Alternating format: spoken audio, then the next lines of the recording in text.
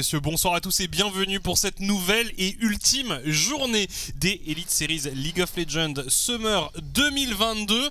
On a énormément de choses à vous dire avant que cette journée commence, journée qui est crucial jusqu'au bout. Tout à fait, et comme vous pouvez le constater, on est habillé, on a un pull cette fois-ci parce que l'airco du studio est réparé, donc aujourd'hui, pas d'excuses, aujourd'hui ça va envoyer du très très lourd. En effet, on va être sans doute un peu plus dynamique que ce lundi qui était une journée un peu maudite. Bref, nouvelle journée, nouvelle motivation. Rejoignez-nous sur le hashtag ESLOL si jamais vous avez envie de réagir à ce qui se passe à l'écran. N'hésitez pas, que ce soit des blagues, des avis, tout ça. Vous connaissez la chanson. C'est ça. Dans quelques instants, on va se replonger dans ce qui s'est passé lundi. Objectivement, c'était pas la meilleure journée à regarder. Si vous l'avez loupé, c'est pas le plus grave. Non, clairement, mais il y a quelques highlights qui sont plutôt sympathiques. Donc c'est vrai que si vous avez regardé de bout en bout, il y a eu énormément de pauses. Mais par contre, au niveau des highlights, on est très très bien. On va partir sur ça tout de suite. Ouais, on a eu quand même 4 matchs. Ça a été assez long. Mais tu disais, il y a eu quelques moves assez sympas. Ça avait commencé avec les M-Con contre les Ion Squad. Et regardez ce move ici, les Ion qui étaient clairement loin derrière leur adversaire, qui avait tenté un trap mais qui s'était fait retourner tout simplement par l'AMF, le Amumu de la composition des M-Con. Il y avait eu un match très important entre le KV Mechelen qui devait gagner ce match pour continuer d'avoir une chance d'être en playoff. Malheureusement pour eux, ils se sont inclinés contre des Sector 1 réduits à 4 puisque Zafir n'avait pas pu terminer cette partie. Ouais, non. La chaleur qui avait visiblement mis les machines des joueurs à rude épreuve. Voilà, les Sector 1 qui nous ont sorti une game où ils expliquaient eux-mêmes qu'ils avaient joué sur des pics de confort. On voit notamment le Kha'Zix de Hatred qui a été clairement clé. Et c'est en jouant comme ça qu'ils étaient parvenus à s'imposer. Ouais, Toby qui fait pas un mauvais travail sur le dernier fight. Malheureusement, c'est pas suffisant pour venir chercher une victoire pour son équipe. Et donc, on perd aussi la chance d'aller en playoff du côté du KM Mechelen. Troisième game de la soirée, 7AM contre KRC Gang. Et le KRC Gang qui, une nouvelle fois, nous montre pourquoi ils sont dans le haut du classement de ce Summer Split des Elite Series. Vous allez voir ce fight ici autour de ce héros de la faille à 17 minutes de jeu qui va se terminer sur un ace à l'avantage du KRC Gang. Et on n'avait tout simplement plus rien pu faire du côté des 7AM après ce move. C'était une formalité pour Gang qui avait clairement dominé son sujet dans cette opposition. Donc non, une équipe qui rassure avant le match d'aujourd'hui. Et puis on avait terminé avec une surprise, une victoire des Lowland Lions contre des Agency qui avaient eux aussi terminé le match à 4. Et oui, ça n'était jamais arrivé dans l'histoire des Elite Series, mais le soir où ça arrive 2 fois. Alors attention à ne pas non plus dénigrer la prestation des Lions qui, même quand les Agency jouaient à 5, c'est ça. Ils étaient quand même très très convaincants et très efficaces. Et notamment on a vu le Draven de Gigi qui a été assez remarquable. Donc voilà, une belle performance. Difference aussi qui a été bon. Donc tout serait bon. Les Lions qui méritent cette victoire amplement. Ça leur fait du bien au moral et ça met du coup les Agency à la portée de Gank, tout à fait. qui pourrait ce soir prendre la première place du classement. Classement qu'on va d'ailleurs voir dans quelques instants, maintenant que voilà, on a pu se rafraîchir un peu la mémoire au niveau des résultats, regardons un peu où nous en sommes, puisque il y a quand même pas mal de scénarios qui sont joués, mais il y a encore des spots qui peuvent changer entre la première et la seconde place, la troisième et la quatrième. Donc c'est ça. Ouais, on regarde ça justement tout de suite avec un classement un peu mis à jour aussi avec des petites indications pour les playoffs. C'est donc validé pour ces 4 équipes, mais on le disait, donc il y a une opposition entre Agency et Gang pour la première place, une opposition entre 7AM et M-Con pour la troisième place, et enfin une opposition aussi pour Sector 1 qui eux jouent leur maintien dans la ligue. C'est ça, s'ils veulent éviter les relégations, tout simplement Sector 1 doit terminer 5ème et seul 5ème. On les voit ex aequo en ce moment avec le KM Mechelen, et il faudrait tout simplement que les Sector 1 terminent eux devant le KM Mechelen qui de toute façon jouera, dans tous les cas le KM Mechelen jouera les relégations en fin d'année. C'est un peu malheureux pour le KM Mechelen, mais imagine quand même les 2 équipes en relégation, ce serait Soirée, KVM, Sector One, deux équipes qui ont dominé le Benelux pendant presque 2 ans, en 2020 et en 2021. Et fatalement, en Elite Series, sur cette année 2022, ça ne fonctionne pas du tout pour ces deux-là. Ça fonctionne pas du tout. On aura l'occasion de revenir un peu plus tard dans ce pré-show. Sur tout ça, on avait envie de recommencer la soirée avec un segment un peu fun. Oui. On a tout au long de cette saison fait quelques petites hot takes, quelques petites réactions à chaud, des choses comme ça. Et voilà, parfois assez audacieuses, parfois moins. Le fait est qu'il y en a eu un paquet de notre part, de la part des casteurs néerlandophones et de la part des joueurs eux-mêmes. Et donc on avait envie de revenir un peu sur toutes ces hot takes. C'est ça. Voilà, alors que le feu nous évoque. Ça me donne chaud. Je te jure que ça m'a donné chaud. Ça m'a juste donné chaud de voir ce truc pop derrière nous. Écoutez, mais de toute façon, là actuellement avec l'Airco, je suis parfaitement bien. Ça devrait arriver incessamment sous peu. Et c'est vraiment cool en fait de pouvoir juste revenir sur ces choses qu'on a dites, parce que fatalement voilà, cette hot take là, 7M et KVM en EU Master, fatalement c'est non, mais c'est pas non à 100% non plus, parce que les 7M sont en playoff et les 7M pourraient tout à fait arriver en finale et pourraient tout à fait se qualifier pour les EU Master. Ça semble compliqué, c'est partiellement vrai, ça semble compliqué tout de même, mais en tout cas, moi je m'y attendais pas, 7M en playoff, je ne m'y attendais pas et je suis très content que ça ait fonctionné pour eux. On aura qu'à se voir. Suivant. MCon n'atteint pas les playoffs. C'est raté puisque MCon, alors il a fallu un petit concours de circonstances aussi, mais ils ont très bien joué. Ils devaient gagner. Ils ont gagné. Le reste s'est bien passé pour eux. Ils sont qualifiés en playoff. GG à eux. Et globalement cool pour nous, pour les viewers, parce que c'est une équipe qu'on voulait voir en best of 5. On l'a déjà dit et on va le redire. C'est vraiment une équipe qui nous a pas encore tout montré et j'ai vraiment hâte de voir ce que ça va donner lors de ces playoffs. Le suivant, il me semble qu'ils sont Boomer versus Zoomer. Alors moi j'ai validé ça parce que c'est validé. Franchement, 100%. quand tu vois Agency, c'est parmi les joueurs les plus expérimentés. Quand tu vois Gank, c'est aussi des joueurs extrêmement expérimentés. MCon, peut-être un peu moins vrai. Mais il y a du chasse quand même. Mais c'est pas des boomers, tu vois, c'est pas des joueurs qui ont passé les 25 ans, donc des vieux monsieur, des gens à la limite de la retraite. Voilà, donc boomer quand même. Encore au-dessus des zoomers dans je pense que clairement on valide et on en avait déjà un petit peu parlé, mais tu vois par exemple la team 7M qui a fait le pari d'une line-up qui est très très jeune avec de jeunes joueurs qui ont peu d'expérience, et ça fonctionne de temps en temps, mais t'aimerais bien quand même un pilier d'expérience, un vieux monsieur en fait dans cette équipe pour essayer d'un petit peu recadrer la folie de la jeunesse de cette équipe. Le suivant, il me semble que c'était au sujet de Difference, Difference MVP du Summer Split. Difference qui a fait une bonne prestation ce lundi. De là à dire MVP du split, c'est un peu. Non, parce que le problème de Difference, c'est moi j'apprécie quand même le joueur, mais c'est du coin flip en permanence. Il est beaucoup trop agressif. On ne respecte pas assez ses adversaires du côté de Difference, mais ça reste une bonne surprise quand même de ce split. On se rappelle du pentakill qu'il avait pris et du 1v5 qu'il avait fait avec sa Fiora lors de la première journée de ce split Summer. Pas MVP, mais de bonnes performances. Le suivant, c'était. C'était. Pour remettre un peu dans le contexte, c'était le 90-50-10. Donc en fait, chaque joueur ou caster devait mettre une prédiction avec un taux de probabilité, on va dire. Et donc, c'était vraiment tôt dans le split. Donc Tom Sonic, au début du split, qui disait 90% de chance que 7AM aille en playoff. Eh ben bien joué à lui. Les 7AM sont en playoff, 3ème ou 4ème, ça on le découvrira ce soir. Applaudissements. Mais bravo à lui. Il y a cru. Donc c'est validé pour Tom Sonic. Le suivant c'était CPM qui avait annoncé, donc CPM top laner des Sector One, qui avait annoncé qu'il y avait quand même 50% de chance qu'il fasse un quadra avec Ornn dans le split. C'est pas arrivé, mais par contre énormément de solo kill avec son Ornn, notamment c'était contre le GP de Luca si je ne me trompe pas. Exactement. Il a aussi tué et il a aussi solo kill Lumerion en 1v1 avec son Ornn contre son GP, donc décidément les top laners MCon qui avaient un petit peu du mal face au tank roumain, le tank de Roumanie au niveau de la top lane sur son Ornn. Pas de quadra, mais quand même une très belle prestation de la part de ce joueur. Le suivant, c'était Crow qui avait dit qu'il y avait 10% de chances qu'Ion reçoive un vote dans les pronostics. Alors il précisait en plus bien sur une semaine précise.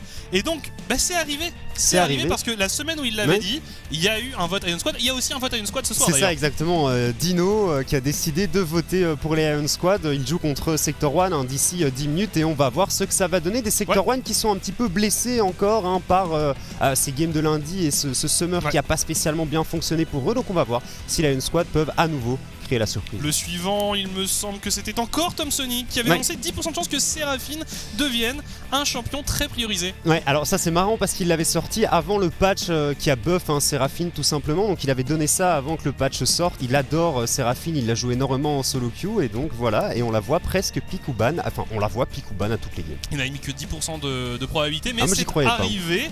Le suivant, c'est Dino. Zio aura le meilleur KDA. Alors, j'ai mis faux, mais c'est encore théoriquement possible. Mais ouais, bon, alors, en une game, ça paraît compliqué. Ouais, ça arrivera pas, je pense, mais Zi qui est resté premier du leader du KDA pendant au minimum les 3 premières semaines, voire un peu plus, parce qu'il avait vraiment build up un très très gros KDA sur les 6 premières victoires et sur la win streak de 6 des 7M en ce début de split. Le suivant, une nouvelle fois, Piggy, 10% de chance que je fasse un match sans mourir. Et non. Alors j'ai regardé, il a quand même fait des matchs où il ne mord qu'une fois, mais jamais 0. Donc désolé Piggy, tu as fait plein de bonnes choses, mais tu n'as pas réussi à faire un match sans mourir. Le suivant, c'était Gertas. Alors ça, on avait envie de terminer avec ça. 90% de chance que le KRC Genk gagne le split, et celui-là, évidemment, il y a un petit point d'interrogation parce qu'on ne sait pas encore. Non. Mais c'est un pronostic crédible. C'est ça, on aura un petit avant-goût de toute façon de ce que ça va donner et de la forme réelle du KRC Genk puisqu'il joue contre Diagency ce soir, bataille pour la première place en plus, ça risque d'être assez exceptionnel. Voilà pour les takes, ça fait toujours un petit plaisir de revenir sur ce genre de déclaration. On va en vitesse regarder le planning de la journée, les matchs qui nous attendent. Vous l'avez vu, le premier ce sera Sector 1 contre Iron Squad, mais quelles sont les autres oppositions qui nous attendent? Eh bien on a en deuxième match de la soirée Lowland Lions contre les MCon qui doivent gagner s'ils veulent assurer une 3ème place. 7AM contre le KVM, les 7AM qui s'ils s'imposent sécurisent la 3ème place. Et puis on terminera avec notre Audi Match of the Week entre le KRC Genk et The Agency. Quelle plus belle affiche aurait-on pu avoir pour terminer la saison régulière? Je pense que c'était difficile d'avoir mieux. Ce qui est beau aussi, c'est qu'ils ont déjà joué un BO3 l'un contre l'autre. On les a vus également s'affronter lors de la première semaine, je pense, de Summer Split, si je ne me trompe pas. Genk, il avait emporté 1-0. Le BO3 avait été remporté par The Agency 2-1. Donc si on prend ça sous forme d'un BO5, les deux teams sont en 2-2 actuellement. C'est vrai qu'on peut le voir comme ça. Vous savez que c'était un BO3 amical. Oui, c'est ça, oui, c'est vrai. On va regarder un peu ce qu'il se passe au niveau de la météo. Des Elite Series, on parlait de chaleur, et bien on va avoir l'occasion de voir un peu ce qui se passe au niveau des équipes et de leur forme. Le top 4 tout simplement, quel est le bilan de la saison de ce top 4? Comme vous le voyez, on retrouve les différentes équipes qui se sont qualifiées, et on va commencer donc avec les 7AM qui ont connu une saison, on va dire, mitigée. C'est ça, comme on l'a dit, ils sont partis vraiment à fond de balle. En ce début de split, c'était 200 km/h, on ne s'arrêtait plus. 6 victoires, 0 défaite sur les 3 premières semaines. Et puis, 4ème, 5ème semaine, c'est l'orage. On ne sait plus du tout ce qui se passe du côté de la team 7AM. On fait 4 loses d'affilée et on a l'impression qu'on perd totalement pied. On les voyait même pas arriver en playoff. Ils arrivaient vraiment pas à redresser la barre. Et enfin, semaine 6... Semaine 7, ça se passe beaucoup mieux. Il y a eu du changement dans l'équipe, mais le soleil est apparemment de retour chez les 7AM. Ouais, les 7AM qui nous ont montré de bonnes choses, qui se sont rassurés sur la fin, qui ont été chercher ces 2 victoires qu'il fallait à tout prix. Mais voilà, le travail a été fait. L'équipe suivante, il me semble que c'était MCon, si je ne dis pas de bêtises. Bien mais joué. voilà, c'est bien MCon. Donc parfait, on va voir un peu la dynamique de cette équipe qui a connu une météo très variée. Oui, on est parti, on n'était pas très bien en ce début de split, comme on peut le voir ici. Des nuages, de la neige sur les 2 premières semaines. En 3ème semaine, on arrive à accrocher quelques victoires tout de même. Le soleil qui remonte un petit peu le bout de son nez. En semaine 4, on ne sait pas ce qui se passe. À nouveau, on repart un petit peu dans les travers du mauvais MCon qu'on avait vu en ce début de split. Et puis en semaine 5 et 6, ça se passe beaucoup mieux, notamment en semaine 6. À nouveau, plein de soleil, de très bonnes choses du côté des MCon. Et on le voit, ils ont réussi à se qualifier en playoff de toute façon. Et c'est marrant parce qu'ils ont vraiment une dynamique comparable à ce qu'ils ont eu en spring, c'est-à-dire des moments de doute, et puis au dernier moment, il y a un peu le rush final et on arrive à aller sécuriser la place en playoff. Donc voilà, une météo très très tempérée, ça rappelle la Bretagne un peu. On va passer au KRC Genk, une équipe qui elle a connu un climat plus stable. Ouais, c'est ça. Alors les petits nuages sur les 4 premières semaines, pourquoi? Tout simplement parce que le KRC Genk faisait une victoire, une défaite toutes les semaines sur ces 4 premières semaines. Et puis en semaine 5, en semaine 6, on a l'impression qu'on voit un nouveau KRC Genk. 4-0, 2 semaines en 2-0. Et sur cette semaine 7, en tout cas ce début de semaine 7, on est arrivé vraiment à la température Genk, tout simplement. Niveau beaucoup trop chaud pour leurs adversaires. Ouais, apparemment en néerlandais, il y a la petite blague. Il y a une petite blague en néerlandais. Une chaleur folle. C'est ça. Un truc comme ça. On n'est pas très habile en néerlandais, mais voilà, eux ils ont la blague. Et puis enfin Agency, l'équipe qui est encore à l'heure actuelle en tête du classement, peut-être plus au terme de cette soirée. Agency, ça a été aussi un long fleuve tranquille. Oui, c'était très tranquille, comme on peut le voir, beaucoup de soleil. Et c'est en dernière semaine un petit Dragdar qui pop également du soleil, qui malheureusement n'aura pas pu terminer cette dernière game de lundi. On lui souhaite bien entendu beaucoup de courage à Dragdar et on espère que tout va bien de son côté. Ouais, et franchement voilà, Agency qui, c'est vrai, c'est avec cette défaite contre les Lowland Lions, c'est pas le plus rassurant. Non. Parce que en plus de ça, c'est pas une défaite qui arrive à un bon moment, parce que maintenant on a quand même beaucoup de matchs contre Genk. Ouais, on a quand même beaucoup de matchs contre Genk qui vont s'enchaîner déjà ce soir et puis ensuite en BO5 à partir des playoffs. C'est pas rassurant. Non. C'est pas rassurant. Les Lowland Lions ont bien joué, mais normalement Agency devrait être capable de museler une équipe comme celle-ci. Ouais, et puis, voilà, on a envie d'en voir plus.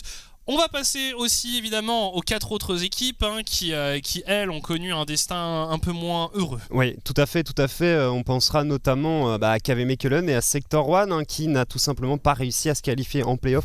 Un split de plus et bien entendu les Lowland Lions et les Iron Squad qui sont éliminés depuis un petit peu plus longtemps. On est en train l'effort du graphiste qui a bien mis une image Shutterstock pour Iron Squad. Ça me met très très bien. On respecte la charte graphique de cette équipe qui a fait toute sa communication là-dessus depuis son arrivée dans le championnat. Et puis aussi un petit clin d'œil au Lowland Lions qui nous mettent un lion pour tous les jours de match. Donc voilà, merci à ce graphiste de talent qui a fait l'effort de respecter ses équipes. Tout à fait. Je crois qu'on doit encore jeter un petit coup d'œil aux prédictions, si je ne me trompe pas, avant de se lancer un petit peu plus. C'est vrai qu'on avait dit qu'on parlerait d'abord des Championship Points, puisque c'est très très important.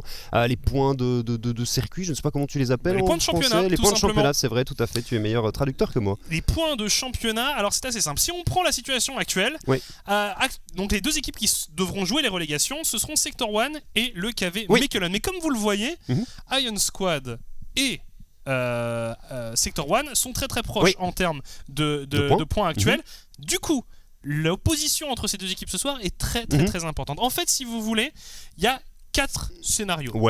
Mais ce qui est sûr, c'est que si les Sector 1 veulent se qualifier, veulent sauver leur peau, ils doivent gagner et espérer que les KVM perdent. Oui, c'est ça, tout à fait. Donc, soit on a Sector 1 qui gagne, KVM qui perd, alors Sector 1 est tranquille, c'est les Iron Squad et les KVM qui vont en relégation. Soit, les KVM gagnent, les Sector 1 perdent, et là c'est les Sector 1 qui vont en relégation. Et si les deux équipes gagnent ou les deux équipes perdent, donc font le même résultat ce soir, on devra jouer un tiebreaker entre ces deux équipes, donc un match de plus après le Audi Match of the Week entre le KRC Genk et le Agency. Une soirée à 5 matchs potentiellement, donc voilà, restez jusqu'au bout évidemment. Petit coup d'œil rapide aux prédictions avant de se jeter tête la première dans le premier match de la soirée. Au niveau des prédictions, on a Dino qui tente le Iron Squad ce soir pour MCon, c'est une unanimité. KVM, 7am, forcément c'est partagé, deux équipes qui ne sont pas forcément les plus en forme en ce moment. Et pour le dernier match de la soirée, évidemment, Tsunaz et moi soutenons une victoire de Genk. Bien entendu. Alors que d'autres soutiennent une victoire des Agency. Moi je crois fortement en Genk. Je crois que Genk Et tout simplement la toute meilleure équipe du championnat et de loin en ce moment. Je crois que Gang va détruire The Agency, surtout pense, si The Agency joue comme ils ont joué lundi. Mais ça risque tout de même d'être un beau match et on va enfin voir une vraie opposition. J'ai pas l'impression qu'on ait eu de réelle opposition face au KRC Gang que depuis qu'ils sont montés en puissance. Ouais, c'est ça, montés en puissance. Ouais, ce sera un peu la mise en bouche du premier BO des playoffs. Bref, assez parlé de ce match, ce sera le dernier match de la soirée, on vous réserve le meilleur pour la fin. Là, on va rentrer dans Sector 1 contre Iron Squad, on vous expliquer un peu les enjeux, ils sont importants pour les renards. Les renards qui donc doivent gagner. Après, il y a aussi, on l'expliquait, les résultats du KVM qui peuvent influer là-dessus.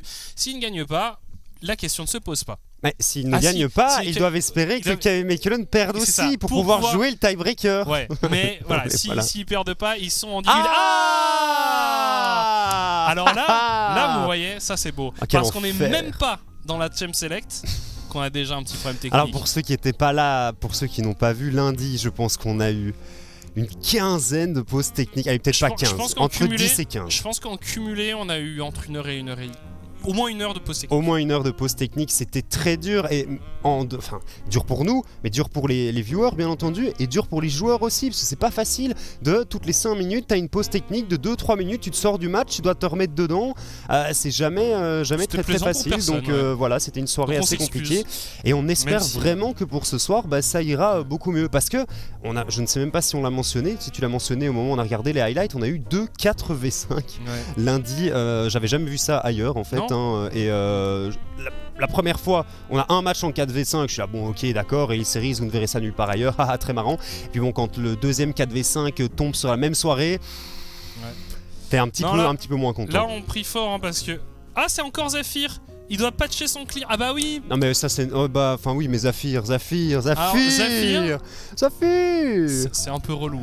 C'est un peu embêtant, mais c'est ce qu'on disait la dernière fois avec le tournament Trelm, donc le client sur lequel il joue, les pros jouent, c'est ça, le serveur tournoi, et il faut faire les mises à jour, parce qu'il y a des mises à jour qui tombent aussi régulièrement, donc si tu te connectes juste avant ton match, 5 minutes avant ton match, fatalement, tu te trouves avec une mise à jour à faire, voilà, c'est comme ça. Vous avez déjà invité vos potes à venir jouer une game de solo queue alors qu'ils n'avaient plus joué depuis 3 ans à League of Legends, au moment où ils arrivent sur le client, ils ont une mise à jour à faire aussi, et tu dois attendre 15 minutes que ton pote ait fini la mise à jour avant de pouvoir lancer une game. On espère que ce sera l'unique perturbation de cette soirée. Patchez votre client, les autres. Ouais, là j'espère. Non mais enfin voilà, on espère aussi les connexions qui tiennent. Voilà, tout. Les gens qui se souviennent de leur mot de passe aussi, ça peut être bien. Voilà, on ne va pas. On ne va pas se laisser abattre, non. Mais c'est sûr que lundi c'était particulièrement difficile.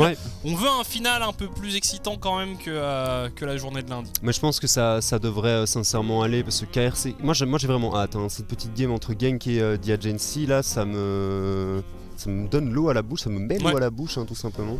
Ça risque d'être une confrontation assez exceptionnelle. Et puis même... On a la chance que chaque match compte encore. C'est ça, chaque match a un minimum d'importance, puisque comme on l'a dit, on joue la première, la deuxième place entre Genk et Agency. On joue également la troisième place entre les MCON et les 7M. Ils ne s'affrontent pas directement, mais si une des deux teams perd, que l'autre gagne, notamment les MCON pourraient passer devant les 7M. Et c'est important, pourquoi ? C'est important pour le choix du side au moment où ils vont s'affronter lors du BO5.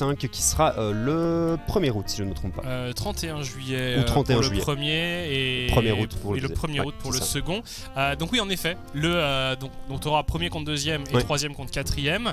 Le premier et le troisième auront donc l'opportunité de choisir en premier le side sur lequel ils jouent, ce qui peut être très important quand on connaît la statistique de victoire du Blue Side qui est de 70%. C'est 75%. C'est hallucinant, comme stade. Donc en Elite Series, le Blue Side a effectivement 75% de win rate. Et c'est une tendance globale. C'est une tendance globale, mais à ce point-là, c'est quand même très fort. Si tu regardes la LPL, je crois que tu es aux alentours de 60%. C'est plus ou moins entre 55 et 60% dans toutes les ligues. Mais là, clairement, 75%, Ouais, non, c'est Ça énorme. fait beaucoup. Donc c'est quand même un enjeu important quand par exemple tu te dis que ça va être quand ça va être un match serré, tout simplement, pouvoir commencer en blue side, ça peut être un avantage. Et puis même parfois on avait aussi des équipes qui viennent tout simplement sécuriser le red side. Ouais. C'est arrivé à certains moments dans certaines méta aussi que des équipes priorisent plutôt le red side. Donc voilà, en tout cas la sélection du side a toujours été cruciale Ouais, c'est ça, dans clairement. un best of 5. Donc on ne joue pas pour du beurre. Non, clairement pas. Donc on va voir comment ça va se passer. Et si je me rappelle bien, entre ce BO3 amical qui avait disputé The Agency et le KRC Gang, le Blue Side avait 100% de win rate aussi. C'était Agency qui a gagné 2 fois en Blue Side et Gang qui avait gagné 1 fois en Blue Side. Donc clairement le Red Side qui actuellement n'est pas le meilleur. Ça sera toujours comme ça. Comme la map est pas 100% baleine, c'est pas une map en miroir. La faille de l'invocateur, il y aura toujours des petits changements de side en side, donc ça c'est comme ça. Et comme tu l'as dit, le first pick ou le counter pick, c'est quelque chose qui est très important aussi en fonction du plan que tu as avec ton équipe. Bref, Zafir avec sa connexion internet en mousse qui n'arrive pas à patcher le client. Je me demande s'il n'y avait pas une ligue comme ça où il y avait ou un championnat comme ça où tu pouvais prendre une petite amende comme ça si tu patchais pas ton client, si tu causais du retard en fait au broadcast. Parce que c'est vrai que c'est quand même assez. Là en fait très clairement c'est même pas un problème d'internet, c'est pas ses logiciels, c'est pas son casque qui a un souci. Voilà, on veut bien comprendre que certains joueurs aient parfois des soucis d'internet ou des soucis comme ça, mais là patch ton client quoi. Quoi. Surtout que ça fait un petit temps maintenant, on est à la 7ème semaine, t'as dû le faire plusieurs fois quand même en cours de split, donc voilà, cher ami Zafir. La régie vient de nous dire évidemment la phrase qui est toujours terrifiante, plaisir. C'est pas d'update. Donc ça veut dire qu'on ne sait pas où ça en est. La dernière fois, un Zafir qui a plus ou moins disparu. C'est pour ça qu'ils avaient terminé en 4v5, les Sector 1. On a entendu, donc il avait fait une pause, il y avait des problèmes de lag ou des problèmes de FPS, et puis il a fait une deuxième pause, on nous dit on sait pas où il est. Il est parti. Plus jamais revenu. Il est jamais revenu. Il est resté en base avec sa Nami, mais apparemment son équipe n'avait pas besoin de lui pour venir chercher une victoire. Donc, exactement. Le buff un Sector 1 qui joue apparemment mieux en 4v5 qu'en 5v5. Moi, la question que je me pose au sujet des Sector 1 ce soir, c'est surtout de savoir s'ils vont repartir sur ce qu'ils ont fait ce lundi, c'est-à-dire prendre des pics de confort ou plutôt essayer de rejouer une draft un peu plus méta, comme il le disait. CPM nous confie en interview que selon lui, il n'avait jamais réussi à réellement performer avec des drafts un peu plus classiques quand il essaie de travailler dans cette direction. Au moins c'est ça par contre ça j'aime bien. Il a été honnête et il a expliqué qu'ils avaient essayé de travailler dans cette direction mais qu'ils n'y étaient pas arrivés et que du coup c'est pour ça que sur le match qu'on a vu lundi ils étaient repartis sur les pics de confort. Est-ce qu'ils vont le faire ce soir? Est-ce qu'ils vont repartir sur un truc plus tard? Moi je pense que ça va être confort. Tu vois par exemple je m'attends à avoir un Kha'Zix ou un Karthus au niveau de la jungle pour 8 read. Il y a de grandes chances que le Kha'Zix soit ban. Donc on va voir un petit peu comment ça va se passer, mais j'aime bien que tu parles de ça et que tu parles de cette interview de CPM où il disait qu'il n'arrivait tout simplement pas à jouer méta. On a eu 2 bons exemples. Mickaël, lorsqu'il était sur Akali, qui jouait un champion beaucoup plus confort, qui est un petit peu moins méta actuellement, Akali, qui fait une performance exceptionnelle. Et puis c'est moins méta, mais ça reste sortable. Ça reste sortable, mais il faut quand même des conditions propices pour pouvoir jouer la Akali. On sait que ça peut faire beaucoup de choses, mais tu peux la contrôler aussi assez facilement si tu as les pics pour jouer contre. Et on l'avait vu aussi, Mickaël, et on avait vu les Sector 1 tenter une compo beaucoup plus méta avec notamment la Seraphine mid contre les 7M et ça n'avait pas du tout fonctionné. Donc ça c'est un peu les 2 gros exemples que j'ai en tête, mais effectivement Sector 1 sur du confort ça marche beaucoup mieux. Ouais, je suis assez d'accord avec ça et je pense que, étant donné que là c'est un match qui est quand même assez important, il y a des chances qu'on les retrouve là-dessus. Après, sous réserve qu'ils puissent jouer, puisqu'il faudrait que Zafir arrive à... T'imagines ? Ils peuvent pas jouer, ils doivent forfait ce match et puis le KM Cullen gagne contre 7M. Et c'est parti, c'est Sector 1 en relégation avec le KM Cullen. Et les Iron Squad qui grâce à Velia auront réussi à s'en sortir in extremis. C'est vrai que Velia... bonhomme, on peut pas tout réduire à Velia. Ils avaient quand même un collectif qui fonctionnait extrêmement bien. Je veux dire, JB il faisait plutôt des prestations sympas. Nazgûl il a montré de belles games aussi. Panji avait l'air quand même d'être un plutôt bon Puis coach. C'était le coach aussi, c'est ça. Donc non, franchement c'est une belle équipe, mais Velia apparemment ça se passe très bien pour lui du côté de l'EBL, la Ligue des Balkans, où ils ont d'ailleurs des super events en ce moment dans les Balkans là. Et je sais pas si t'as vu un peu les photos passer, mais ils ont fait un peu comme tu vois, t'as les LFL Days ou des choses comme ça. Ils ont fait la même chose avec la Ligue Balkan et ça avait l'air franchement cool. Et on retrouvait d'ailleurs, c'était assez amusant de voir les photos, on retrouvait des noms qu'on connaissait bien. Il y avait Scud, donc l'ancien jungler d'Mcode qui jouait, Ecstasy qui est dans la même équipe que Scud, à l'Étoile Rouge. 7AM, c'est ça. Ils jouaient chez 7AM, ils sont maintenant tous les deux à l'Étoile Rouge de Belgrade, si je ne dis pas de bêtises. Donc ouais, ça se passe bien. Et Velia qui est dans le club rival du Partizan. Ouais, c'est ça. Et Ecstasy qui a l'air de hard smurf sur toutes les games, je le vois avec des KDA genre vraiment.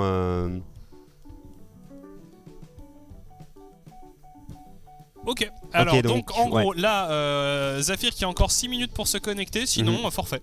Voilà, c'est ça. Donc Zafir, ce serait vraiment génial. Zafir qui pourrait vraiment complètement hint la fin de saison des Sector 1. Non, ce serait un peu carton rouge là, monsieur Zafir. Bah en vrai là, moi je suis Sector 1, le mec n'arrive pas à se connecter.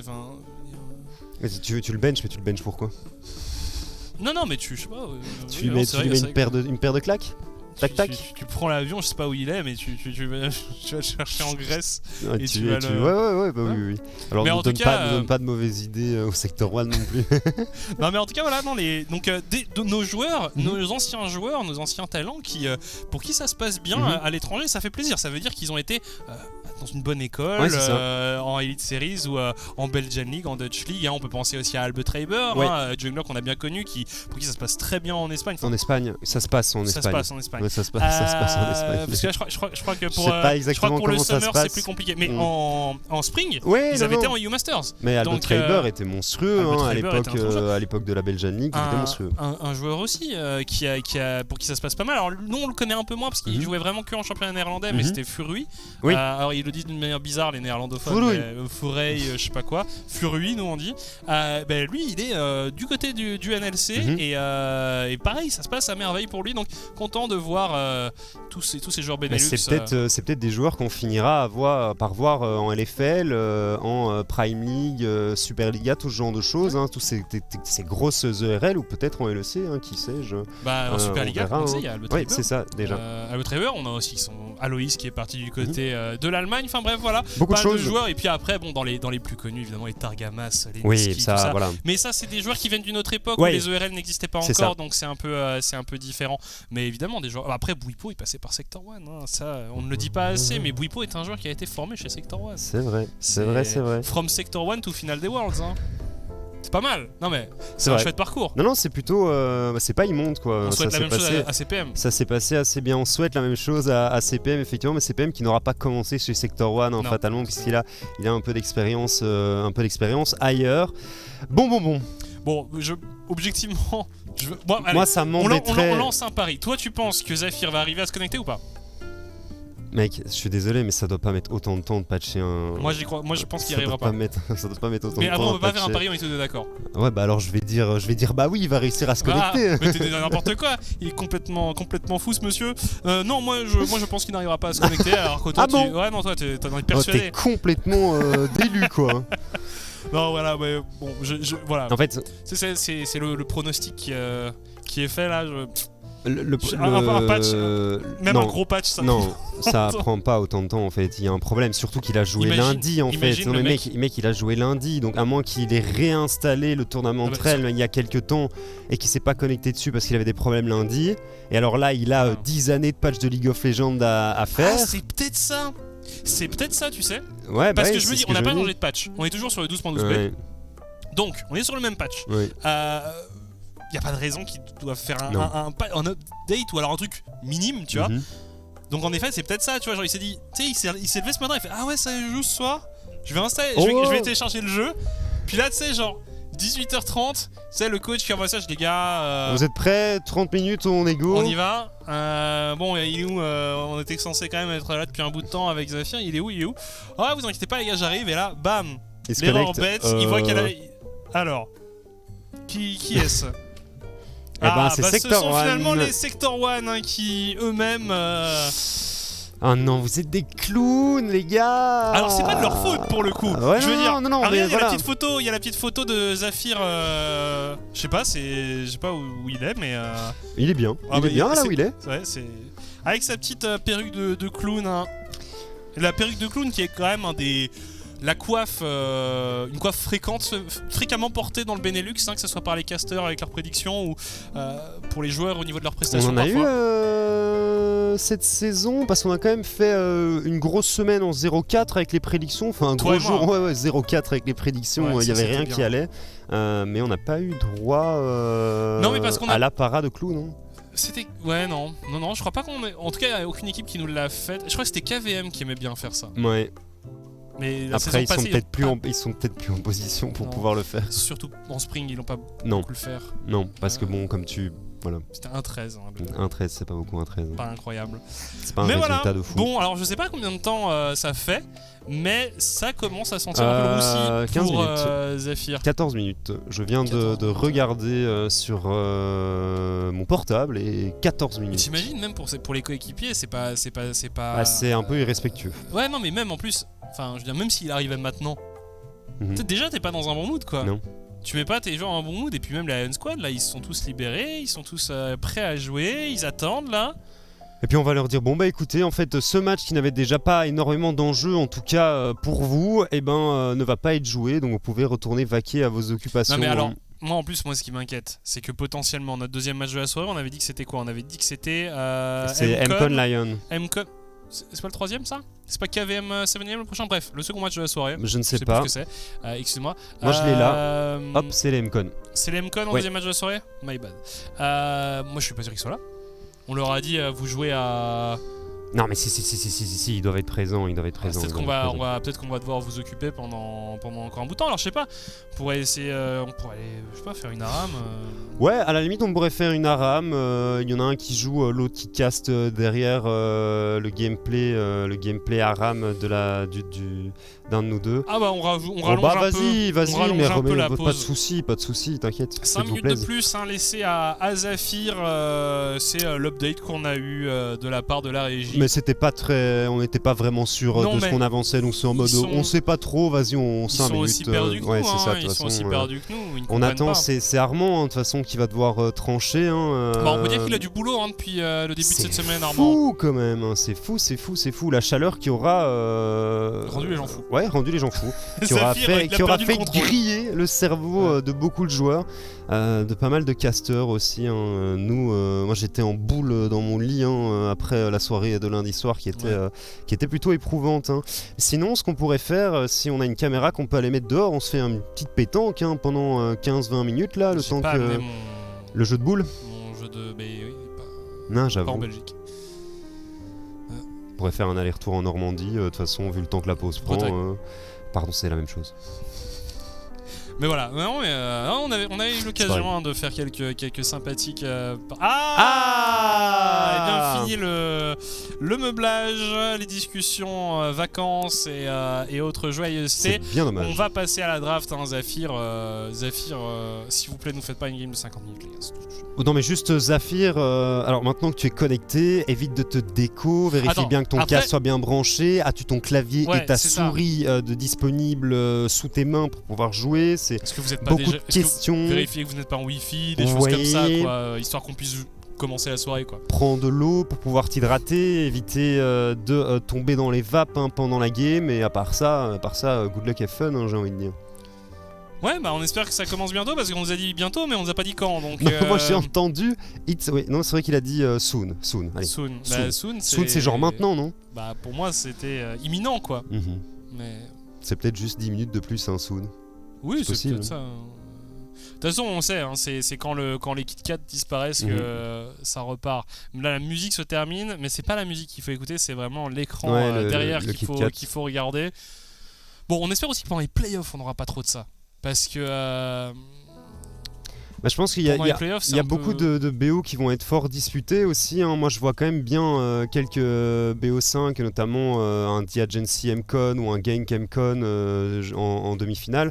Je vois bien ça aller jusqu'à 5 games. Donc, c'est vrai que si tu as en plus des pauses techniques, c'est un BO qui va finir aux alentours de minuit, 1h du matin. Ça veut dire quoi, 6-7 heures de cast de suite, c'est quand même, assez hardcore, on va pas se mentir. Les pauses, ça peut être assez long. Mais voilà, je pense qu'on va bientôt partir dans cette draft entre les Sector 1 et les Ion Squad. Match qui n'a pas d'importance pour les Ion Squad, mais qui en a du côté des Sector 1, puisqu'on l'a dit, il faut qu'ils terminent 5e au classement de ce Summer Split pour ne pas aller en relégation et rejoindre le KV Mechelen en relégation. Donc on va voir un petit peu comment ça va se passer. On n'aura pas de réponse après ce match puisqu'on devra attendre le résultat du 3e match de cette soirée qui opposera les KV Mechelen au 7am. 20 minutes, je regardais. 20 minutes pour Zafir, pour se connecter. 20 minutes. Non mais c'est plus ou moins le temps qu'il me faut aussi le matin quand je me connecte à League of Legends. On est parti. Bon, on est parti. La bonne nouvelle pour les Ion Squad, c'est que XGenesis est de retour. Oui. Lui qui n'avait pas pu jouer lundi pour des raisons aussi obscures. Je crois que c'était son PC était en gros son PC était mort, il en avait recommandé un, il n'était pas arrivé. Voilà, donc pas de chance pour lui. Cartus qui est enlevé, on parlait de pic de confort. Cartus pour Hatred, c'est quelque chose qui a été très contesté tout au long de la saison. Voilà, on est parti en full screen. Alors les joueurs Sector 1, vous les connaissez. Mickaël qui lui évidemment pense à la météo et qui s'est équipé d'un petit ventilateur. Qu'il met sur mode tournant, ce qui est l'erreur bête parce qu'il ferait mieux de le laisser en statique, mais bon, ça c'est une erreur fréquente. En tout cas, est-ce qu'on banne le... Alors on n'a pas le ban qui a été affiché. Ah, mais on a peut-être une pénalité du côté des Sector 1 puisqu'on arrive 20 minutes après le potentiel début de la game. Ah bah oui. Donc ça ne m'étonnerait pas qu'on perde des bans au minimum. Ouais, on va perdre des bans. Alors est-ce qu'on les perd tous? Ce serait un petit peu violent, mais on va voir. On n'a pas d'update vis-à-vis de ça. Cartus et Kha'Zix. Ouais, mais on en avait parlé juste avant. J'ai dit de toute façon, je pense qu'on va voir Hatred sur un de ces deux persos. Hatred qui hausse les sourcils. On avait la même idée. Du côté Ion Squad. Un ban à Kali, tiens, peut-être. Attends, mais donc ça veut dire qu'on va se retaper les 30 secondes d'attente à chaque ban. Ouais. Quel plaisir. Ouais, non. Donc ouais, moi je vois bien peut-être un ban à Kali. Ouais. Tu vois, comme ça tu bannes un peu tous les champions. Ouais, mais pas tout de suite. Moi je pense que si. Moi je pense que si tu... Là je pense que vraiment les Sector 1 ils vont jouer en mode très solo queue dans l'approche. Ou un ban pour Auré, il y a Lucian aussi qu'il faudrait peut-être venir ban. C'est vrai qu'il y a le Lucian. Et c'est Gnar du coup qui est enlevé par les Ion Squad, mais il reste beaucoup de choses quand même. Il y a le GP encore de XGenesis qu'on va peut-être voir ce soir, il y a le Horn de CPM qui est open, il y a le Lucian de Auré, on pourrait voir Lucian Nami en botlane pour les Sector 1, ils l'ont déjà fait une fois, ça avait très bien fonctionné pour Auré. C'est des très gros pics de confort pour cette line-up en red side. Qu'est-ce qu'ils vont first pick les Ion Squad? Est-ce qu'ils vont essayer de partir sur un GP Volley, GP, ouais, moi je pense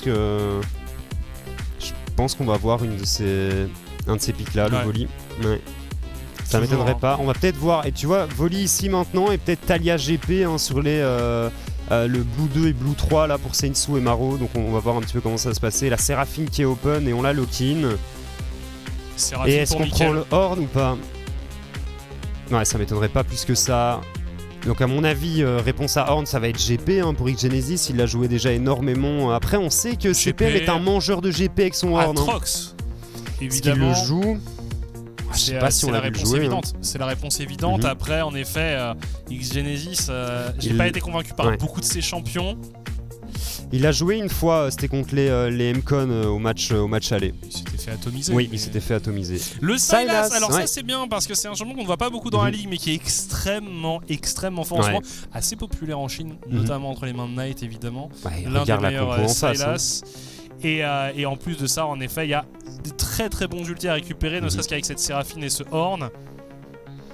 Et la Kalista pour Fliff, Fliff qui avait eu l'occasion de la jouer une fois, ça s'était bien passé et il a envie de retenter l'expérience. Mais est-ce qu'on va avoir des bans du côté des Sector 1 pour le 4 et le 5? Parce qu'il y a quand même beaucoup de trucs assez forts qui restent open là. Le Sylas pourrait techniquement être un flex, même si je pense qu'on va les voir entre les mains de Maro. Ça va très certainement être au mid. Ok, le Wukong qui est récupéré pour Hatred ici. Ça paraît chez logique, les Sector 1. On lui a enlevé deux deux junglers, ça me paraît tout à fait légitime de récupérer Wukong assez tôt dans la draft. Et s'ils peuvent pas ban, il y a encore GP Renata hein, qui serait open pour les Iron Squad et qui pourraient être deux picks très très intéressants pour leur line-up. Attends, ils perdent tout leur ban. Ouais, en même temps, bon. Je suis d'accord, hein, moi. Je trouve que c'est normal, mais ce qui m'embête, ça c'est toujours ça, c'est que c'est un joueur qui pénalise tous ses coéquipiers. Toute sa team, ouais. Ouais, c'est ça, ils ont aucun ban. Hein. Ça aurait été pas mal d'avoir l'info, bien entendu, avant de rentrer dans la draft. Hein, mais... Ouais, mais aussi. Mais voilà, ce n'est pas le cas. Alors bon, est-ce qu'on va ban des ADC là quand même du côté Ion, non? Lucian, ouais, c'est bien ce que je pensais. Et puis, il a joué Ezreal lundi, Auré. Est-ce qu'il a joué Ezreal lundi? Oui, il a joué Ezreal lundi, Auré. C'était Ezreal Nami du côté d'Auré et Zafir, donc ça pourrait être un ban potentiel aussi. Hein. Là, le Sylas, il va se faire plaisir. Hein. Ah, parce qu'il y a aussi l'ulti Wukong. Oui, là pour le moment, c'est champagne. Hein. C'est probablement 3 des meilleurs ultis du jeu en teamfight. Ulti Serral, ulti Horn. Alors qu'il doit probablement avoir la meilleure engage du jeu. Hein. Avec son dieu de la forge. Sonner la corne. Donc, quel sera le dernier ban des Iron Squad contre cette équipe? Encore un DC, ça paraît relativement plausible. Ouais, et qu'est-ce qu'on va venir chercher ici? Kai'Sa, il aime bien Kai'Sa aussi, Auré. Est-ce que tu prends un ADC ou un support là en 4ème pick pour les Sector 1? Parce qu'il y a la Renata quand même qui est open et je sens que Crow a envie de jouer la Renata, donc la deny c'est pas non plus immonde. Hein. Ils ont ban Cassiopeia en imaginant que ce ne serait pas forcément Mickaël qui reste sur Seraphine. Alors c'est vrai que c'est possible, mais je pense que en ce moment là, ils vont prendre. Aphelios, le champion signature de Tiger, qui cette fois sera entre les mains d'Auré. Ok, on va voir ce qu'il va être capable de proposer avec son Aphelios. Pyke. Ok. Pyke Kalista, je sais pas si ça va être lock. Hein. C'est quand même très très all-in. En tout cas, Crow nous fait de grands signes. Ouais, c'est bon, il vient de nous faire un petit mime du hook de Pyke. Alors après, il y avait en effet Renata qui était open, et quand même Renata Kalista, ça fonctionne très bien. Il y avait Amumu qui était open, ça fonctionne très bien. Et le GP, on en avait parlé, il va être lock. Bon, après, forcément, c'est une draft qui est un peu biaisée étant donné l'absence de ban de Sector 1. Mais... On a récupéré beaucoup, hein. Parce que lundi passé, les Iron Squad ont joué contre les M-Con et les 3 premiers bans des M-Con c'était Kalista, Sylas et Yuumi. Donc Kalista et Sylas qu'on voit entre les mains de Maro et de Fliff. Et il y a le Voli aussi qui est très régulièrement ban contre Sensu.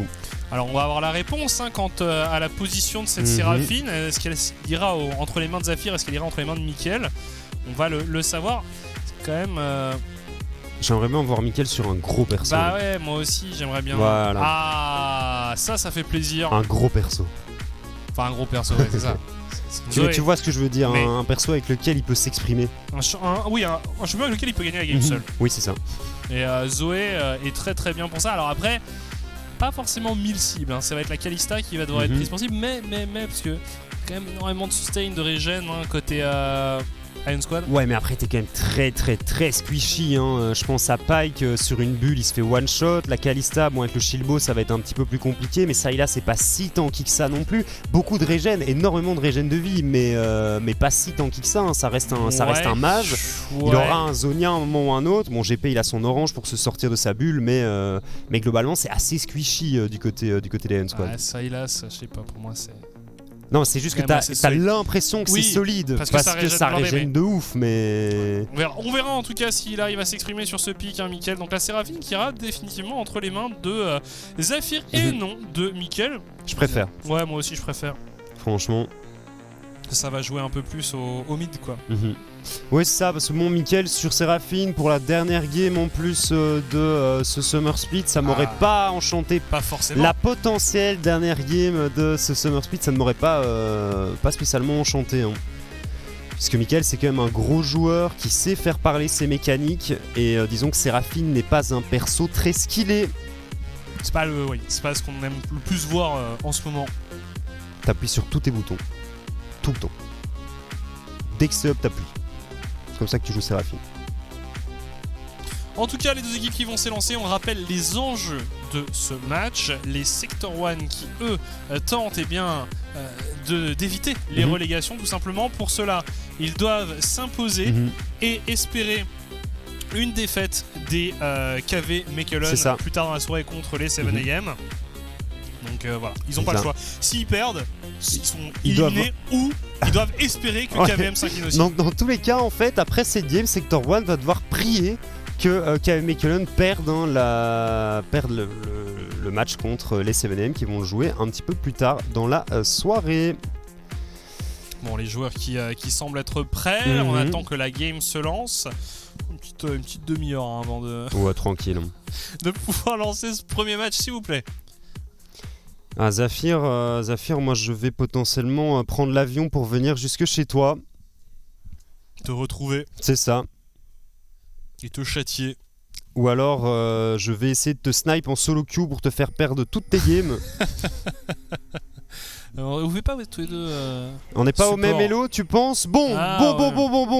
On est parti enfin dans cette game. On voit ce volley policier rentrer sur la faille de l'invocateur. Match du coup important tout de même pour les Sector 1 qui, comme on l'a déjà expliqué, doivent absolument l'emporter contre des Ion Squad meurtris qui sont malheureusement passés un petit peu à côté de leur summer. On va voir ce que ça va donner. Ouais, Sector 1 contre Ion Squad, c'est parti à l'instant. Est-ce qu'on a quoi que ce soit d'incroyable au niveau des maîtrises? Non, Genesis qui bien entendu joue avec premier coup sur GP parce qu'apparemment il ne connaît que ça. Et c'est quelque chose qu'il apprécie beaucoup. Spellbook sur CPM étant donné que face au GP il va pas pouvoir faire grand chose en termes de corps à corps. La poigne n'aurait pas été... très intéressante pour lui. Et ça lui donne un potentiel de pouvoir venir kill le GP aux alentours du niveau 6-7 quand il arrive sur l'Ignite avec sa rotation de Summoner Spell que lui permet et que lui octroie le Spellbook. Donc on va voir un petit peu ce que CPM va faire. Il faut faire gaffe tout de même du côté de Genesis parce que ce Horn a déjà surpris plus d'un GP. Ah, clairement, il y en a un paquet qui se sont fait pulvériser en 1v1. C'est un joueur qui est vraiment remarquable sur ce champion. Ça me fait plaisir je sais pas pourquoi, ça me fait plaisir de revoir une Zoé. Tu sais, je n'aime pas spécialement le pic, mais quand c'est bien joué, ça fait quand même des trucs très très sympas. Et ça fait longtemps qu'on l'a pas vu, donc... C'est Crow sur Pike que je trouve intéressant à voir évoluer. Et puis Flip sur Kalista aussi. Attention, elle va peut-être faire mal celle-là. Ça passe. Oh là là, Zafir en difficulté. Il survit, mais il a quand même pris de lourds dégâts et un prochain hook pourrait lui être fatal. Voilà, on n'hésite pas. Crow qui arrive à toucher. On va essayer de lui faire craquer des summoners. On force l'exhaust, et le heal. Mais c'est du troll, gros. Ah là, Auré, regardez le visage impassible de Auré. Non mais ça fait... Non mais Zafir. En plus on va pouvoir invade du côté de Crow et Flip. Sensu qui est là également au rendez-vous. On n'a pas la position sur Hatred, mais on sait que le blue buff est up et on devrait se diriger sur cet objectif. Mickaël qui a pris un sacré trade ici, qui va remettre et qui va échanger ses amabilités avec Maro. Attention, on arrive même à subtiliser le blue buff. Non, mais... Oh là là. Qu'est-ce qu'il a... Alors là, vraiment... Zafir, il se fait insulter par Hatred et par Auré. Je sais pas, mais sincèrement, Zafir ces dernières semaines et globalement la botlane, Sector 1 ces dernières semaines, ça va pas du tout. Tu dois respecter le Pike, tu dois pas être en range de la Kalista au moment où elle va up level 2. Oh, Mickaël, attention, il y a du monde. On arrive à stun et on va récupérer un deuxième kill. C'est Maro sur son Sylas qui récupère les lauriers. Ça part un bon tellement vite. Et c'est exactement ce que les Ion Squad ont cherché à faire dans tous leurs précédents matchs. C'est emballer la game, tenter des escarmouches très rapidement dans la partie pour essayer de prendre des avantages nets à certains endroits. Et là on a mis un kill sur la Kalista de Flip, un kill sur le Sylas de Zafir, Maro. il a pas de et on flash. enchaîne, regarde, Sensu il ne farm même pas. Zafir c'est honteux. Mais il peut rien faire. Mais oui, mais je veux dire, non mais... Le début de game. Ouais, le début de game est honteux. Il s'est pris les deux. Non mais il s'est pris les deux Ouais. hooks. Là en effet, là il est fichu. Ouais. Mais il s'est pris les deux hooks de Pyke. Ouais. Et puis il remarche en range de la Kalista alors qu'il a toujours des spires plantés en lui au moment où elle up level 2 et il flash avec 3 spires et 50 HP. Donc il perd son flash, il perd tous ses sums, il finit tout de même par mourir. Et Mickaël a perdu énormément d'XP, hein, on l'a pas mentionné, hein, mais sur ce kill là qu'on a récupéré, comme il a pas de téléportation, il a perdu presque 2 waves d'XP, Mickaël. C'est terrible comme début de partie pour les Sector 1. L'avantage c'est qu'Auré arrive à tenir au niveau des CS, mais si tu te reprends un gank... c'est tellement facilement exploitable hein, maintenant que Zafir a craqué son flash. Seinsou il fait ce qu'il veut. Hein. Tu peux clairement en abuser. Juste CPM au top, hein, qui pour l'instant n'est pas trop mal hein, face à Genesis. Ils auraient aimé avoir pu mettre quelques bans hein, contre certains des champions des Iron Squad. Je pense que Zvoli va peut-être poser énormément de soucis hein, au Sector 1 au vu du rythme qu'il est capable de mettre en early game avec le champion. Ouais, et puis on n'a pas 1000 solutions pour l'arrêter. Hein. Le Voli, s'il court, il n'y a pas grand monde qui peut lui dire de stop. Quoi. Ouais, une bulle, mais une bulle qui va mettre du temps à l'arrêter. Le slow stun route de la Séraphine là, qui peut peut-être l'arrêter aussi. Faut pas qu'il se rate, Zafir. Donc ouais, la game va pas être simple hein, pour les Sector 1, franchement. Tu vois que les mecs ont quand même 2k gold à 5 minutes de jeu, quoi. Ouais, non, c'est... Et ce qui est bien avec Seinsou sur ce pic ici, c'est qu'il va jamais s'arrêter, il va jamais arrêter de mettre du rythme dans la partie, en fait. Ouais. Dès qu'il y a quelqu'un en range de stun, hein, dès qu'il sent qu'il peut lui courir après et le toucher avec le stun, et ben il va y aller. Hein. Et son équipe, en général, réagit très très bien. Bah ouais, il joue assez agressif, hein, c'est-à-dire que quand t'as un call let's go, bah ouais, ça suit. Ça go. Ça go tout simplement. Ouais, évidemment là il joue sous pression hein, cette duo lane. Il a l'ignite. Ah CPM, il a... Ouais. Mais tu sais que c'est le premier qui flash pas l'allée. Parce que on avait vu Luca, on avait vu Lumerion se faire arnaquer hein, par le retour pourtant, parce que le flash était parti trop tôt. C'est pourtant quelque chose qui semble assez logique, hein, oui. Assez élémentaire, mais tout on ne le fait pas. Attention, CPM ici hein, quand même qui a pris quelques dégâts. Croc. Dommage. Par contre, se venge et Fliff qui est laissé free DPS. Zafir qui a subi des dégâts conséquents. Ouais, il a mis un bon trade d'un Auré globalement sur Fliff ici. On a encore un cookie du côté de Zafir et on a le flash qui est up maintenant, le heal aussi qui est de retour du côté d'Auré. On devrait pouvoir s'en sortir sans trop de soucis maintenant côté des Sector 1 en bot lane. Mickaël qui est un petit peu en retard. Et Trip on n'a pas encore vu hein, d'ailleurs sur ce début de partie. Je pense qu'il attend son niveau 6. Hein. En même temps il n'a pas un setup forcément incroyable. Non, il faut une bonne bulle, mais et encore, il faudrait que Zafir soit niveau 6. Il pourrait tenter de venir au top, hein, franchement, Genesis... pourrait essayer de venir au top, c'est vrai. Mais après, bon, tu mets un horn devant, et est-ce que ça a vraiment un intérêt conséquent? Je sais pas. Est-ce qu'il va le cancel? Non, il prend juste un petit coup de poêle. Il voulait juste lui faire peur. Du coup...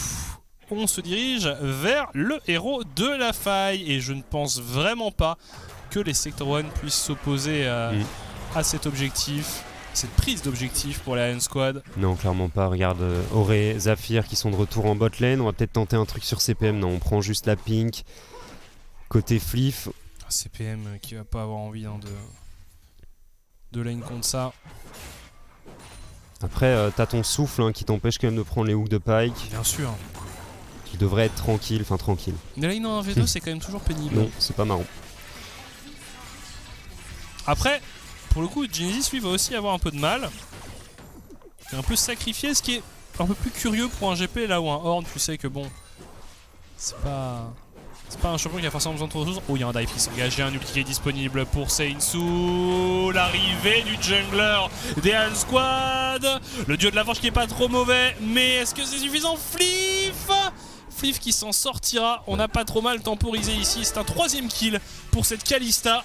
CPM évidemment impuissant en V3. C'est bien joué, hein, vraiment, du côté des Iron Squad. Le jonglage avec l'aggro de la tour a été très bien effectué. Et Genesis n'est pas dupe. Ouais, alors par contre là ce qui est vraiment dommage c'est que Genesis ne touche plus rien et ne peut même pas raisonnablement défendre cette T1 bot. En plus il y avait la menace du Wukong parce qu'on voit qu'il n'y a aucune vision, donc il n'ose pas forcément trop s'avancer. Voilà, il récupère péniblement un creep. C'est bien ce qu'il fait parce qu'il meurt pas, il aurait perdu beaucoup plus au final s'il s'était avancé ici.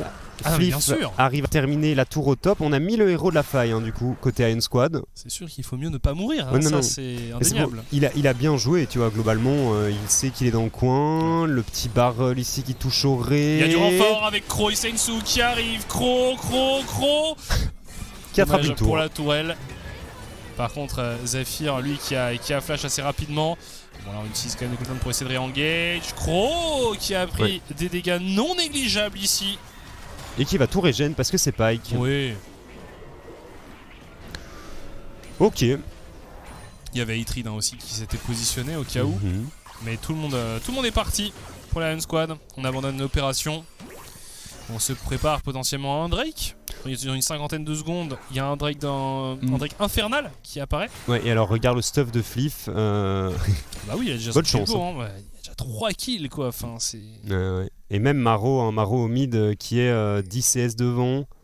Très bien sur son Sylas. Il a un kill également.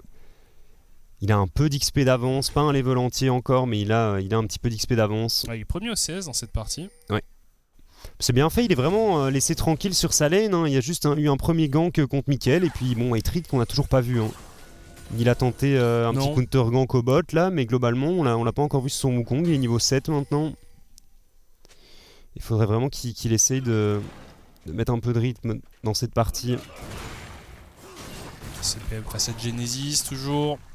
En tout cas, Marous, c'est vraiment un joueur que j'espère revoir à l'occasion. Parce que là, c'est une fin de split, mais... Ils la prennent tous les deux. Ils la prennent tous les deux du coup. Ça fait pas encore énormément de dégâts, mais le poke est sympa quand même. J'ai bien aimé en tout cas la bonne intention de Senzu. Et non, c'est de là-haut. Du coup, ça met quelques dégâts. Si tu es trop proche de ton allié. Je déteste essayer de protéger tes alliés des Q-spells de Zoé. Ça fait tellement de dégâts. C'est un nouveau dragon récupéré par la N Squad. Dragon qui n'aura même pas été contesté par les Sector 1. Ils peuvent pas. Et c'est une âme du Drake du vent qui a spawn. Ce qui va être sympa pour Volley, pour Sylas, pour le Wukong également.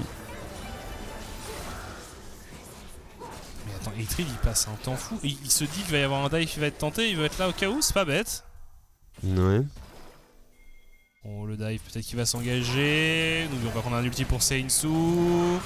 Faut quand même se décider, on hésite un peu. L'ulti complètement piffé de la part de Zephyr, c'est dommage, c'est un cooldown important qui a été perdu ici. On décide de re-engage sur Mickaël qui fuit. Le reste de l'équipe des Sector 1 qui arrive à renforcer Senzu qui est low, Hatred qui prend le kill sur le Volibear. On veut continuer, on veut aller plus loin, mais on ne peut pas. Pour l'instant, c'est Genesis qui se régale sur le top side. La téléportation et qui va être utilisée ici par CPM pour venir défendre l'édifice. Ah, c'était pas trop mal, c'était un petit peu greedy du côté des Ion. On a essayé de venir chercher Mickaël qui a bien survécu, qui s'est bien repositionné avec son flash. Genesis il continue à embêter ses adversaires sur le top side. Et c'est le Horn qui va récupérer ce raid. Au moins on deny encore de l'XP à Hatred. Pourtant avec son pistolet il doit pouvoir quand même s'en tirer. Ouais, il a peut-être pas le CD. On a soufflé très très fort dessus côté CPM et c'est passé. Pas une capacité pulmonaire de CPM, c'est une possibilité. Tout à fait. Mais j'aime vraiment bien les Iron Squad quand ils essaient de jouer aussi agressif comme ça. Pareil, et moi c'est un truc. C'était déjà ce qui était une de leurs signatures en Spring, et c'était une équipe qui était agréable à voir. Même s'ils gagnaient pas et que parfois s'ils gagnaient pas toutes les games et que parfois ils faisaient des erreurs. C'était une équipe spectaculaire qui essayait toujours d'être proactive. Et on retrouve un peu cette identité. Encore une fois, la bot lane, Auré qui se fait contrôler, on enchaîne les stuns, il n'a pas pu bouger ici. On continue sur Zephyr. Et c'est un nouveau kill, doublé pour Fleef qui est désormais en 5-0. Oh, le Bonne chance au trou. Sector 1, Oh. alors que les primes sont désormais actives. Les Sector 1 qui vont pouvoir récupérer des butins sur les structures et sur les champions adverses. Ouais. Mais bon, il y a 6K Gold de retard à 14 minutes de jeu. Je pense que c'est juste totalement perdu du côté des Sector 1. Ça semble compliqué, mais je ne comprends pas quelle est cette équipe en fait. Exactement, je ne comprends pas les Sector 1. Comment on a pu... pour moi, c'est un split où ils n'auront fait que régresser. Ils étaient meilleurs au début qu'à la fin. Ouais, je suis d'accord. Je suis d'accord. Et Zafir Auré, ça n'a pas fonctionné très, très clairement.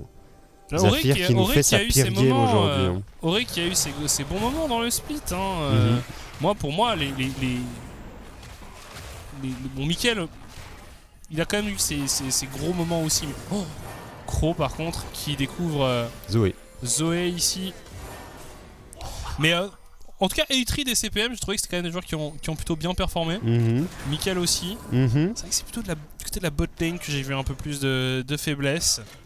Mais pour moi, c'était quoi? Je sais plus contre qui aussi, où la botlane s'était fait enfoncer par une Kalista. Genesis ici qui se fait all-in par les Sector 1. Oh, c'est bien fait.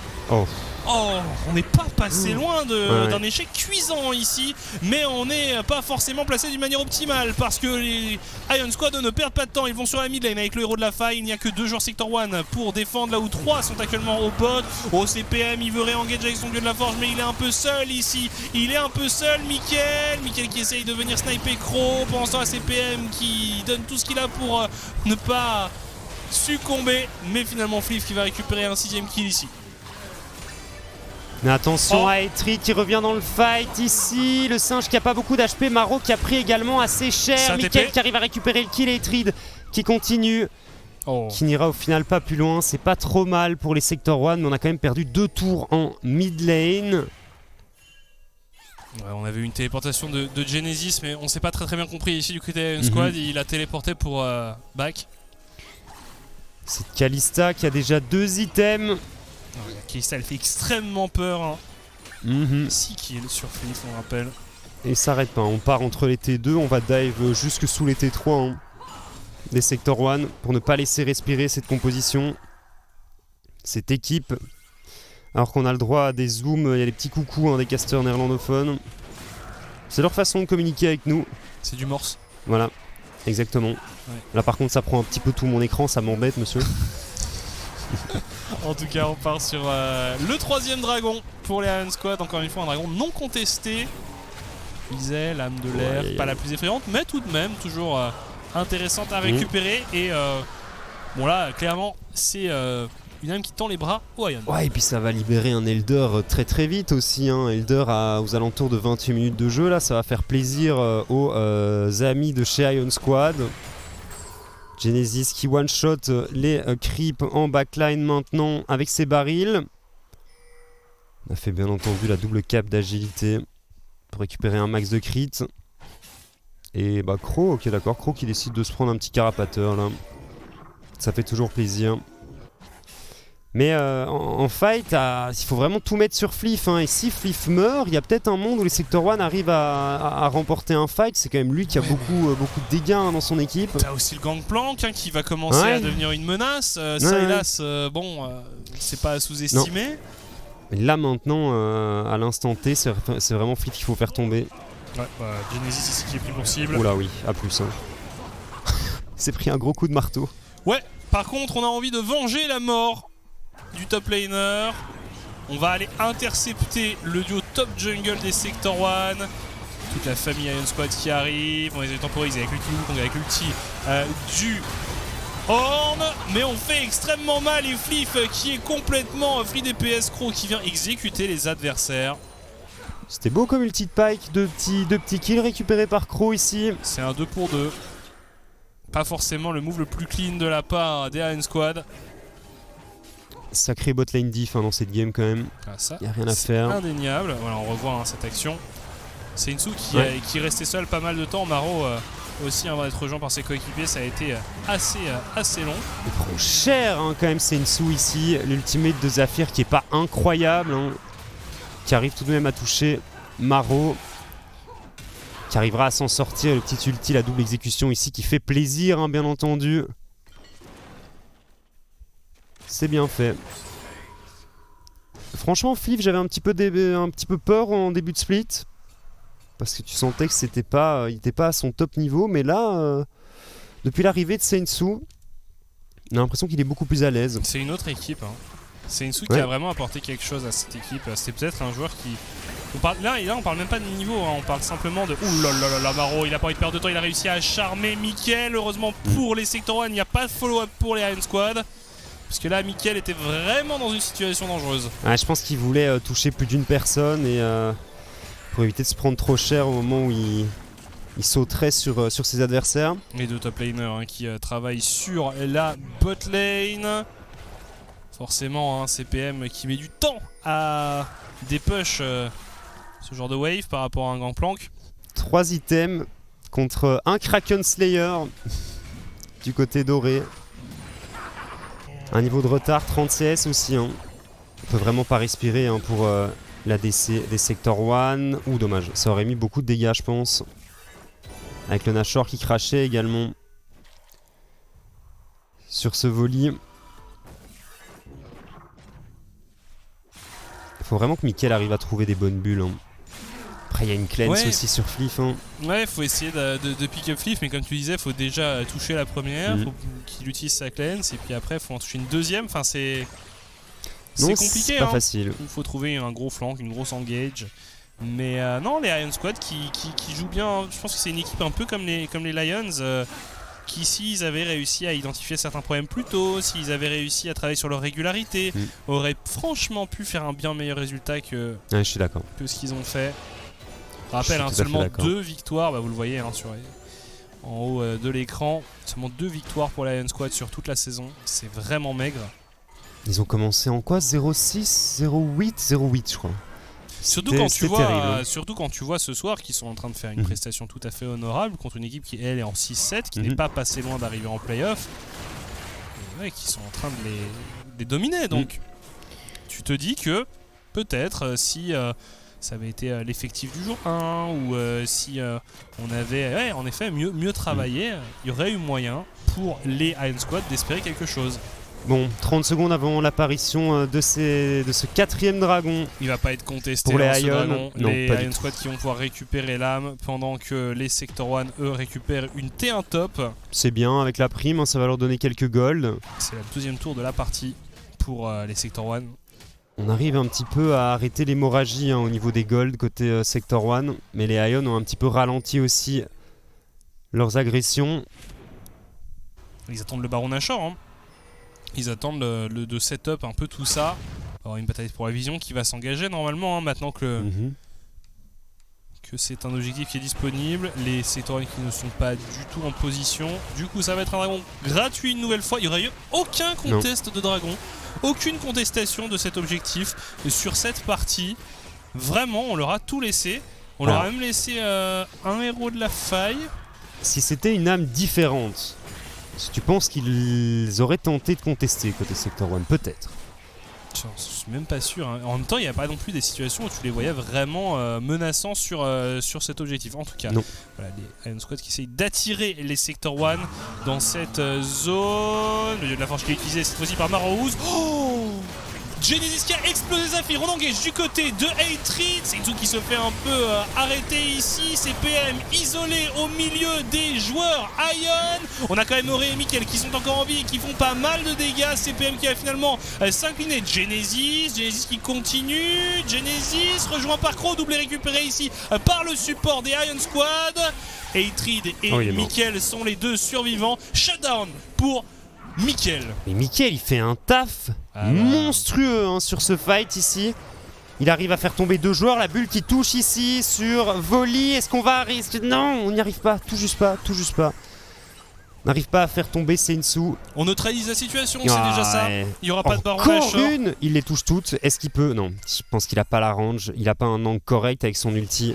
Il n'y aura pas de baron Nashor donc pour la Iron Squad. On va revoir un peu toute cette action. Zafir, il se fait à nouveau complètement exploser par les Iron Squad. Et là, les bulles et les Q-spells du côté de Mickaël touchent beaucoup. Cet ulti aussi doré est important pour mettre un maximum de dégâts à Fliff, à Maro. C'est une sous également. Mais bon, Genesis fait un travail exceptionnel sur la backline ici. Et regarde les dégâts avec le baril. Griffe du rôdeur aussi.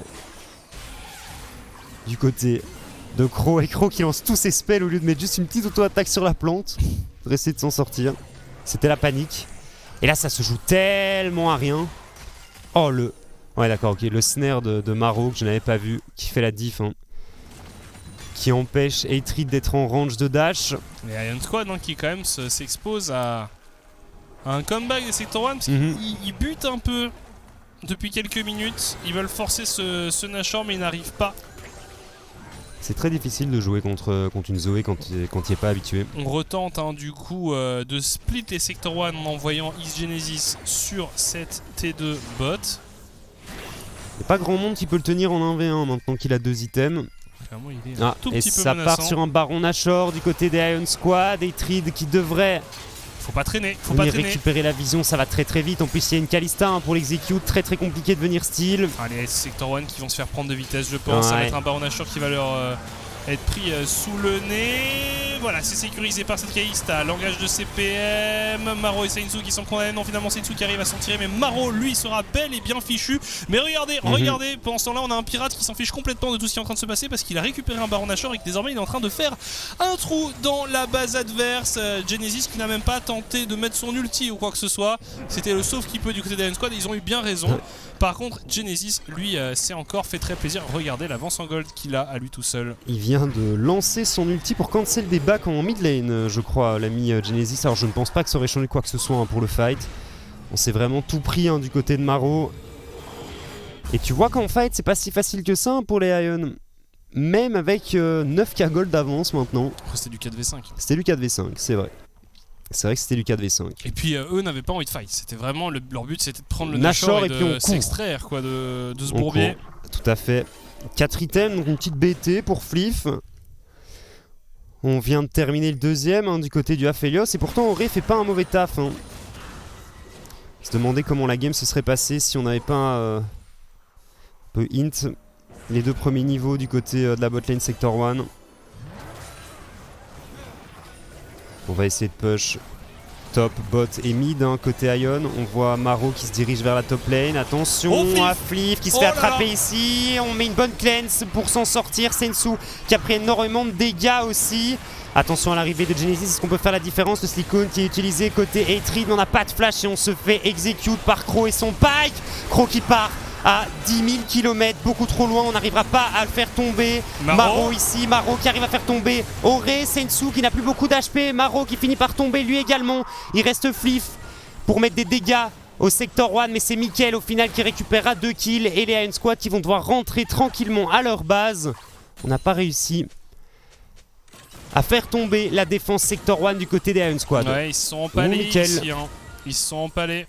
Ouais. On va un petit peu trop loin du côté de Crow. Le flash-in into griffe du rôdeur, plus son E, il est parti beaucoup trop loin. Le reste de la compo ne pouvait pas suivre. On veut essayer de mettre le coup fatal au Sector 1, mais on a un peu de mal.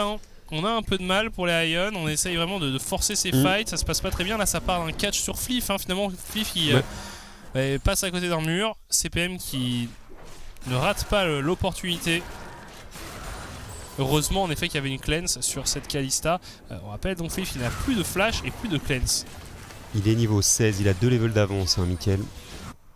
3 items dont un Rabadon, le Luden amélioré par Horn. Donc il est vraiment très très bien dans sa game et tu vois il fait vraiment la différence. Tout seul il fait vraiment la diff. C'est le clone heureusement qui a mangé. Mais ça nous donne quand même une idée aussi de la puissance d'un baril de X Genesis. Si ça touchait Auré par exemple, ça pourrait être terrible. 1200 dégâts. Il va se positionner autour de L'Elder Drake. Ah, il est up, ok. Attention, Mickaël qui s'est beaucoup avancé. Seinsu qui donne tout, mais finalement Mickaël qui le punit. On n'a plus de jungler et on a perdu X-Genesis. Les Iron Squad qui enchaînent les mauvaises décisions depuis quelques minutes. Crow qui régène, mais bon, en 3v5 ça va être compliqué. On arrive quand même à subtiliser un kill sur Zafir. Et Trid, c'est son clone qui s'est fait Ils vont devoir harponner. le faire. Ils vont essayer de subtiliser le dragon ancestral. C'est sécurisé par le Horn. C'était vraiment serré. Et finalement, le Sylas qui va tomber. Flip qui est le dernier survivant. Il y a Crow aussi, remarque. CPM qui donne tout. CPM qui va tomber.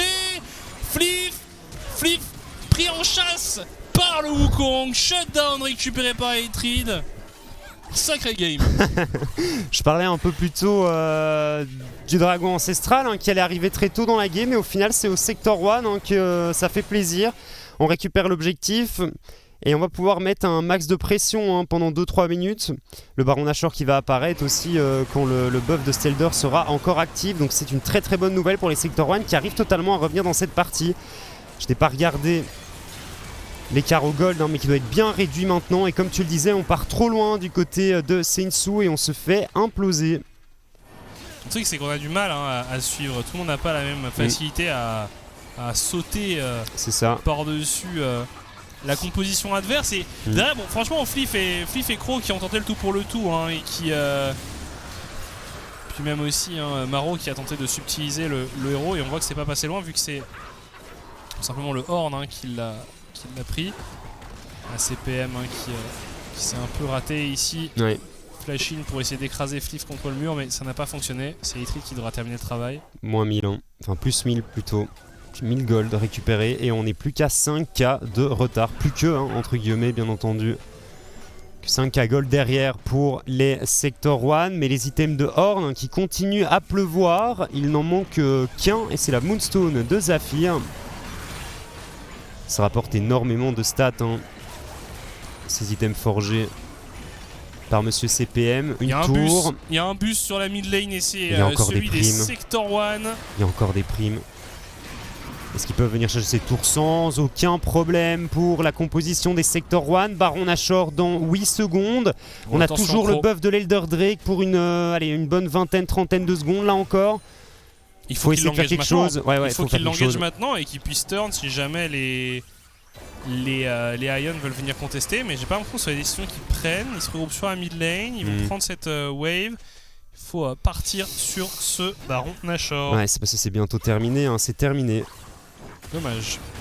Quoique. Ça va être plus difficile. Ouais, ça y est, plus de buff Elder pour les Sector 1, mais ce Baron Nashor qui tombe extrêmement vite. On va engager du côté des Ion ici. L'ultimate est magnifique pour les Ion Squad. On arrive à décimer la composition des Sector 1.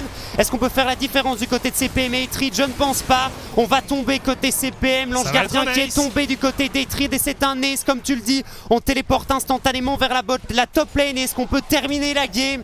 Est-ce qu'on peut terminer la game du côté des Ion Squad?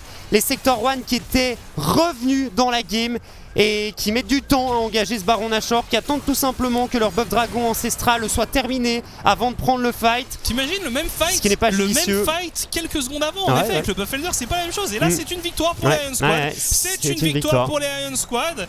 Eh bien, si le KVM s'impose contre les 7am, les Sector 1 iront jouer les relégations et les Ion Squad auront sauvé leur fesse tout simplement. En tout cas, bravo aux Ion Squad qui terminent leur saison sur une victoire. Ils ont mieux joué. Ils ont mieux joué, c'était franchement mérité. Ça me fait plaisir pour ces joueurs qui nous sont quand même tous assez sympathiques. Mais là, clairement, ce soir, il n'y a pas grand chose à dire. Ils ont fait 2-3 erreurs, mais derrière, quand il y a eu l'opportunité de revenir dans la game, de se relancer, ils l'ont saisi. Donc voilà, bravo à eux. Franchement, côté Ion, on jette la game quand même. On 2 fights qui passent très très mal. On donne un Elder, un Ace au Sector 1 et le Sector 1 n'arrive avec l'avantage qu'ils avaient repris avec le buff de l'Elder Drake. Normalement, c'était un free Baron Nashor et je les voyais vraiment remporter cette game. Malheureusement, ce n'est pas le cas. On l'a dit de toute façon, les Sector 1 qui sont très très shaky depuis ce milieu de split, qui ont vraiment du mal à trouver des solutions. Et les Ion Squad qui ce soir ont tout simplement été meilleurs. Donc maintenant, côté Sector 1, on croise les doigts et on espère j'espère que le KV Mechelen perde contre les 7AM pour jouer un dernier match entre Sector 1 et KV Mechelen, un dernier tiebreaker pour essayer d'éviter les relégations. Nous on va faire une courte pause, on vous laisse, on revient dans 2 minutes et on vous dit à tout de suite.